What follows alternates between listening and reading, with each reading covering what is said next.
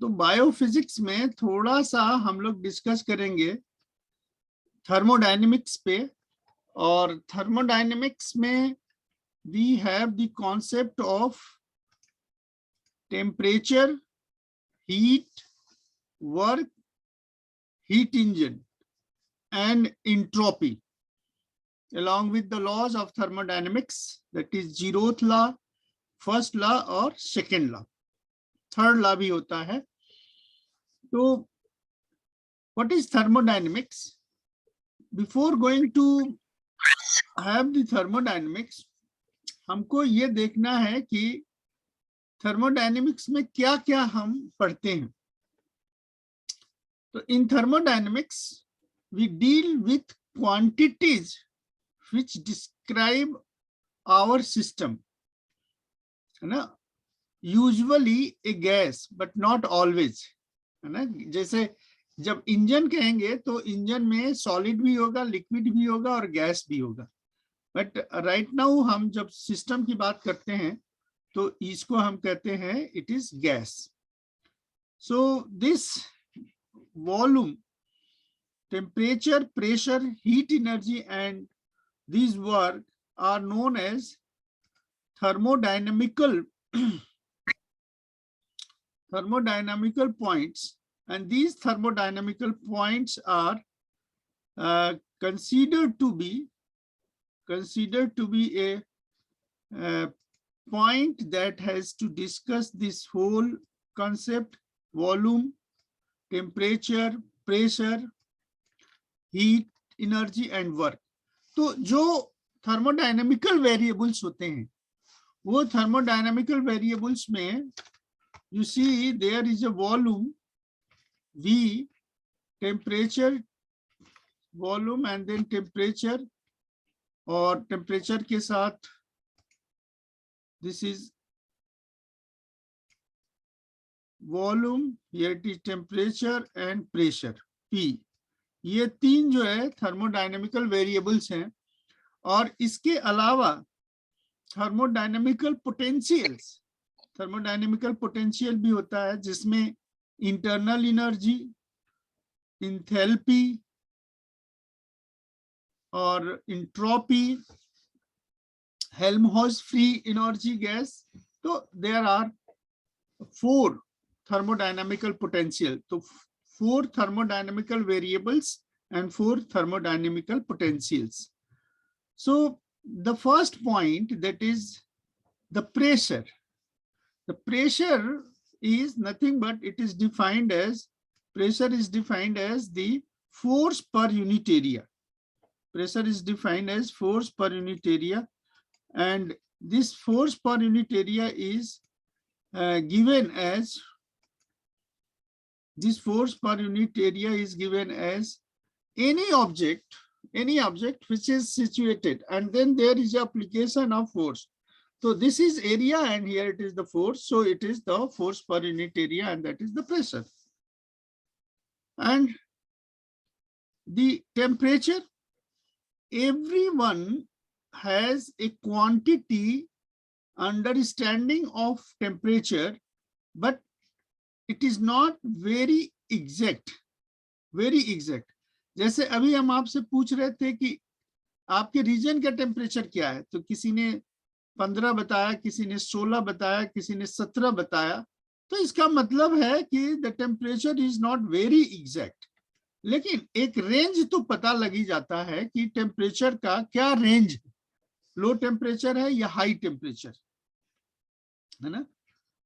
Why can you put your hand in a 400 Fahrenheit oven and not get instantly burned?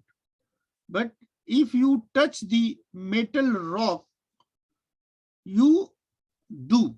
You do means burn. तो ये कहना है कि जब 400 high temperature के ओवन में हाथ डालेंगे तो वो तुरंत नहीं जलता है, लेकिन टच करेंगे तो तुरंत जल जाएगा. आंसर क्या है? Even though the air and the track are at the same temperature, when they have very different energy content, तो एयर के अंदर जो एनर्जी कंटेंट है वो कम है, जबकि मेटल रॉक के अंदर एनर्जी कंटेंट बहुत ज्यादा है। तो टेम्परेचर सेम होने के कारण भी जो हीट कंटेंट है वो अलग अलग हो सकता है, और जब हीट कंटेंट अलग होगा तो उसका इम्पैक्ट भी अलग होगा। And that's why instant burn is not possible in the oven while it is possible in metal rock, touching of the metal rock. तो इस कंसेप्ट का यूज करते हैं थर्मोमीटर या टेम्परेचर स्केल बनाने में। टेम्परेचर स्केल में हम 2 पॉइंट लेते हैं, एक फ्रीजिंग पॉइंट होता है और दूसरा बॉइलिंग पॉइंट होता है, और इस freezing point and boiling point के हिसाब से जो डिवीजन बनाते हैं उसके साथ स्केल, जैसे सबसे पुराना स्केल है फ़ारेनहाइट। फ़ारेनहाइट में क्या करते हैं, देयर इज ए सब फ्रीजिंग पॉइंट ऑफ सॉल्ट और body temperature is 100, this is the 100 degree Fahrenheit. लेकिन जब आइस मेल्ट की पॉइंट करेंगे तो ये हो जाएगा that is 32 degree Fahrenheit, and water boil is 212 Fahrenheit. तो इस 2 पॉइंट 32 और 212 के बीच में 180 डिविजन्स कर देते हैं। सो फ़ारेनहाइट में वाटर के फ्रीजिंग पॉइंट और वाटर के बॉइलिंग पॉइंट में 180 डिविजन्स कर देते हैं, जबकि सेल्सियस में अलग, सेल्सियस स्केल में आइस पॉइंट जो होगा वो 0 degree centigrade, you see this is the ice point, और 100 डिग्री सेंटीग्रेड है वाटर बॉइलिंग पॉइंट, और उसके बीच में जो पॉइंट होगा दैट पॉइंट इज 100। तो सेंटीग्रेड का 100 पॉइंट फ़ारेनहाइट का 180 पॉइंट के बराबर हो जाता है। तो 100 पॉइंट और 180, तो 1 degree Celsius is equal to 180 by 100 Fahrenheit, that is 1.8 Fahrenheit. तो 1 सेल्सियस is 1.8 Fahrenheit।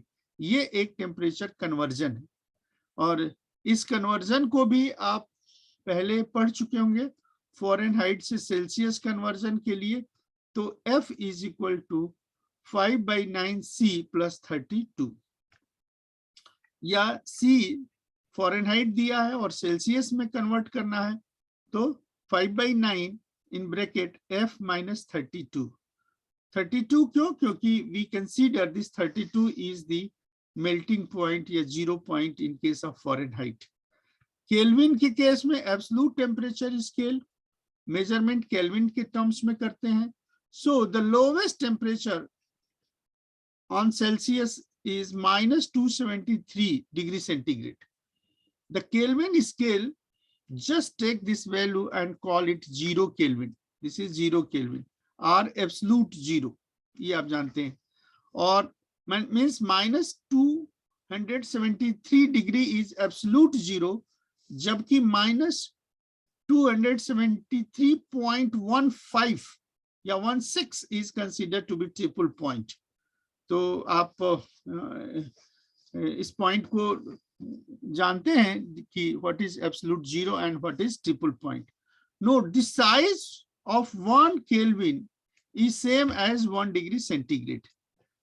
मतलब यदि आइस पॉइंट है तो 273 दैट इज 0 सेल्सियस, और बॉइलिंग पॉइंट है तो 373 is the boiling point. So the difference between 373 and 273 is 100, and that's why it is division is 1 degree.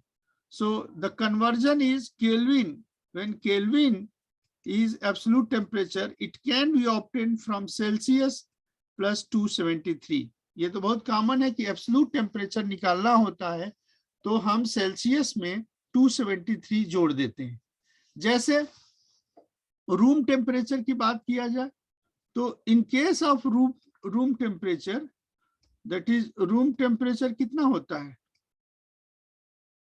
Room temperature is 100 room temperature is 300 kelvin.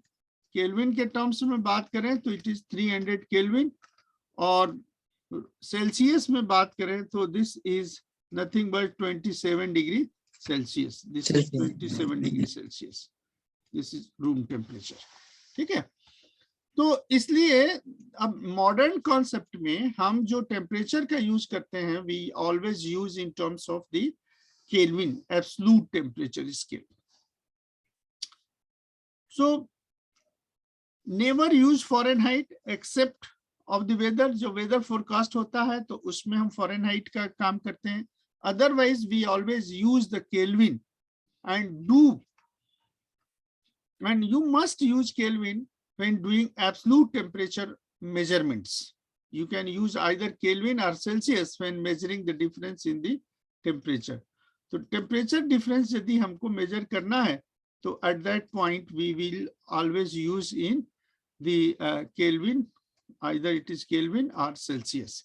And you know 1 Kelvin is equal to 1 Celsius. 1 Kelvin is equal to 1 Celsius. इस वजह से it is. Now heat content. Heat is the random motion. What is heat? Heat is the random motion of, this is the random motion of the particles in the gas. जैसे ये diagram दिया गया है, एक cube है, cube में gaseous molecules हैं, ये गैसियस मॉलिक्यूल्स हैं, लगातार ये गैसियस मॉलिक्यूल्स लगातार ये मूव करते रहते हैं। जैसे ये यहाँ पे गया और यहाँ से ये वॉल से टकरा कर इस डायरेक्शन में आ गया, तो ये लगातार मोशन में आ रहा है, तो it is due to the heat content, है ना, degrade from the kinetic energy, है ना।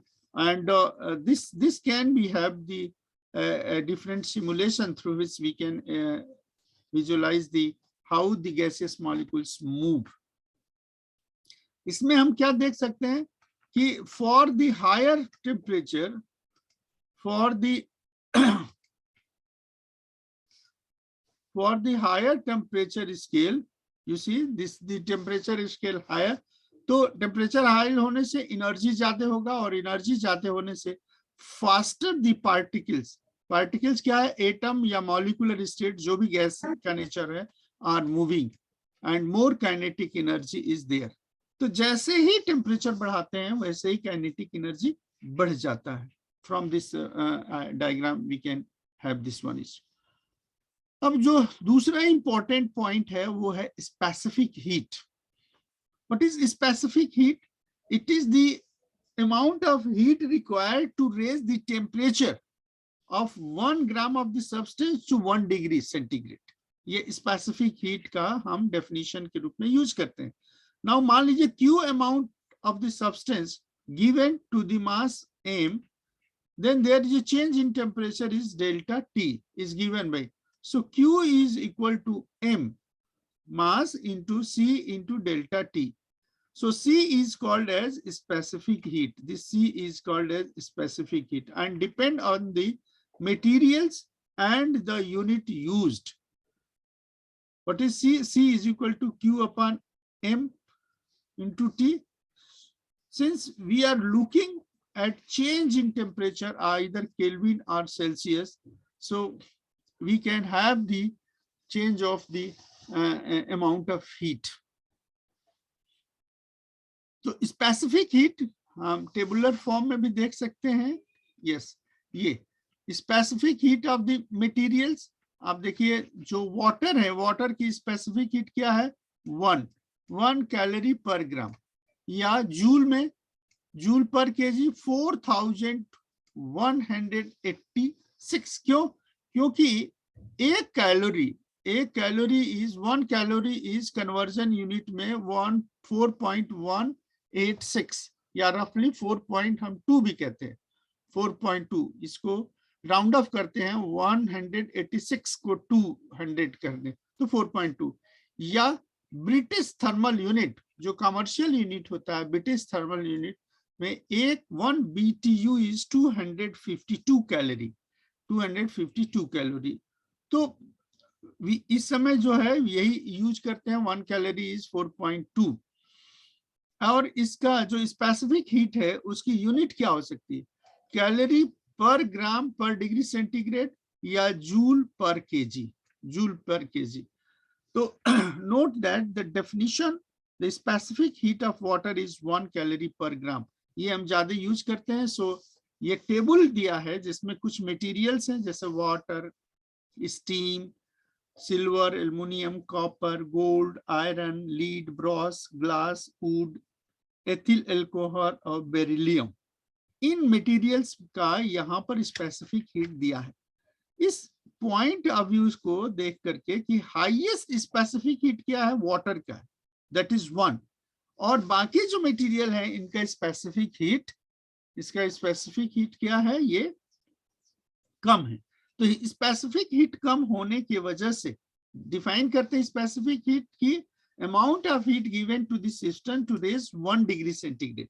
मतलब हीट कंटेंट क्या है, वाटर का ज्यादा है, इसी वजह से।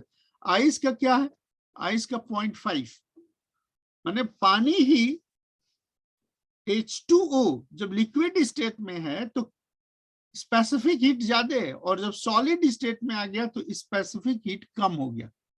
माइंड इट, कम होने का मतलब स्पेसिफिक हीट, हमने फिर से कहा हीट कंटेंट, स्पेसिफिक हीट माने हीट कंटेंट। तो जैसे ही वाटर लिक्विड से सॉलिड में हो गया, उसके अंदर हीट कंटेंट क्षमता आधी होगी, है ना। और वैसे भी आप जानते हैं लिक्विड से सॉलिड बनने में क्या होता है, हीट रिलीज करता है। वॉट लिक्विड जब हीट रिलीज करेगा तो वो आइस फॉर्म में कन्वर्ट होगा, तो इसका हीट कंटेंट कम होता है ना आइस का, तो दैट इज 0.5।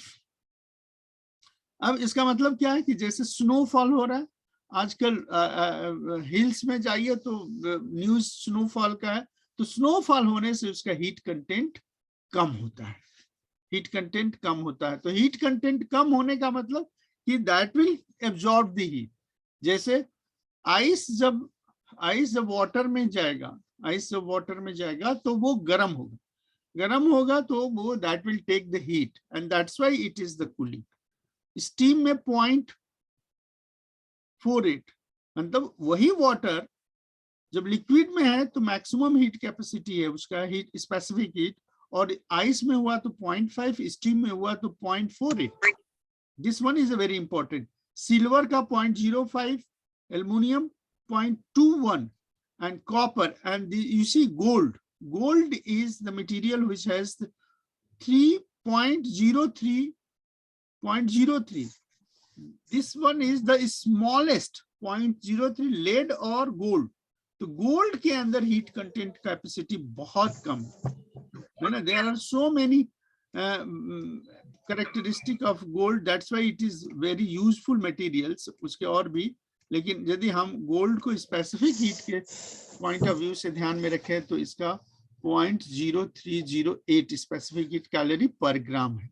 इससे कम है लेड का 0.025। तो लेड तो दूसरा प्रोटेक्टिव मटेरियल्स के रूप में इसका यूज करते हैं, है ना। And then there is others. Water has specific heat 1 gram, this is calorie, and iron has the specific heat, iron has a specific heat of 0.107 calorie per gram. If we add the same amount of heat to the equal mass of the iron and water, then what will happen? What will happen? Iron, they will have equal change in temperature, water, and none of them. What will happen?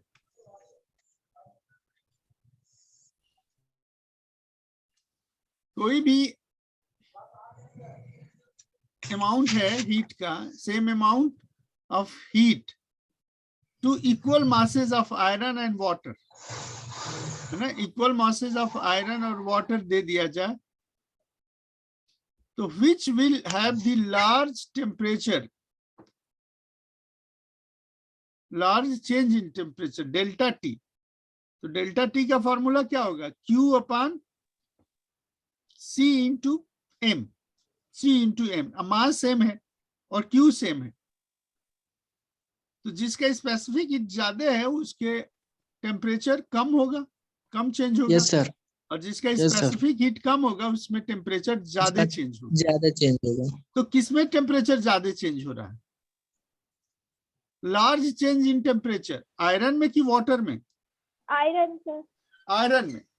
तो ये चार जो questions objective दिया है, the iron they will have equal change since the same amount of heat is added to each. The water, none of the above. Excuse me, sir. हाँ iron Sir, 50 is present, sir. हाँ ठीक है। So mark my attendance. अभी attendance नहीं, मैंने sir. नहीं लिया है, Okay, okay. अभी अटेंडेंस नहीं लिया है, इस वजह से अभी I am waiting, more and more people are have to join. ठीक है। Okay, sir. अभी पावर पॉइंट में थोड़ा आ रहा है। अब देखिए स्पेसिफिक हीट के साथ तीन प्रोसेस होता है हीट का ट्रांसफर होने का। हीट जो है एक स्थान से दूसरे स्थान, हीट एनर्जी ट्रांसफर होता है, पहला कंडक्शन, दूसरा कन्वेक्शन और तीसरा रेडिएशन। तो कंडक्शन प्रोसेस में the transfer of heat from one two one, है ना, वन टू वन सिक्वेंसली, एक के बाद दूसरा, दूसरे के बाद तीसरा, तीसरे के बाद चौथा, इन द सीक्वेंस में हीट ट्रांसफर होता है मॉलिक्यूलर में। कन्वेक्शन प्रोसेस में you know very well the transfer of heat from the source to the receiver, source to the receiver, है ना। तो मीडियम बीच के जो मटेरियल्स हैं वो बहुत ज्यादा पार्टिसिपेट नहीं करते। जिसको हीट लेना है, he came to the source and take the heat and go away.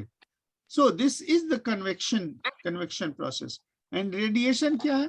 The heat is directly thrown from source to receiver. Movement receiver का जो molecules है उसको आने की जरूरत नहीं है, बल्कि वो directly transfer हो जाता है। तो you have the three way to transfer the heat from source to the receiver: conduction, convection and radiation. Now with these basic points we can formulate three laws, three important laws of thermodynamics. First law क्या है? zeroth law. First is zeroth law, second is first law of thermodynamics, third is the second law of thermodynamics, and again there is a fourth law which is termed as third law of thermodynamics. तो 0 1 2 3, 0 1 2 3 माने total laws कितने हो गए? 4। Thermodynamics में 4 laws हो गए। पहले को जीरोथ कहते हैं, दूसरे को फर्स्ट, तीसरे को सेकेंड और चौथे को थर्ड कहते हैं। तो what is zeroth law? Zeroth law depends upon the temperature. मतलब दो ऑब्जेक्ट है, यदि उनका टेम्परेचर इक्विलिब्रियम में है, सेम है, और तीसरा एक ऑब्जेक्ट आ गया उसका भी टेम्परेचर सेम हो जाए, तो उसमें जो केस बनता है कि जो दो आपस में टेम्परेचर्स होंगे वो भी बराबर होंगे। मतलब ए कोई सिस्टम है, वो बी सिस्टम से थर्मल इक्विलिब्रियम में है, और ए सिस्टम किसी थर्ड सी सिस्टम से थर्मल इक्विलिब्रियम में है, तो यदि बी और सी को आपस में इंटरेक्ट करने का मौका देंगे तो पता लगेगा कि वो भी आपस में इक्विलिब्रियम में ही होगा। So the statement is, if two systems are in thermal equilibrium and the third system is also thermal equilibrium with the first system, then second and third system are also in thermal equilibrium. This is the statement of the first law of thermodynamics. और first law of thermodynamics को algebra के terms में हम transitive law कहते हैं। जैसे A is equal to B और A is equal to C, A B के बराबर है और A C के बराबर है, तो B और C आपस में बराबर होगा, है ना। This is transitive law. तो इसी तरह से यदि A का टेम्परेचर TA है और B का टेम्परेचर TB है, TA is equal to TB। क्यों? क्योंकि A और B थर्मल इक्विलिब्रियम, यदि A और C थर्मल इक्विलिब्रियम में हो तो TA is equal to TC. Then if you allow to interact B and C, then we find TB is equal to TC. So it is the transitive law. So this transitive law is very much governed in this way. So this is zeroth law and it gives the concept of temperature. दूसरा है first law of thermodynamics. First law of thermodynamics is basically law. हाँ sir page नहीं change हो रहा है. हाँ ठीक है, हम इसको अभी ठीक करते हैं, अब टाइम भी खत्म होने वाला है. So let us stop and then we will restart. Okay.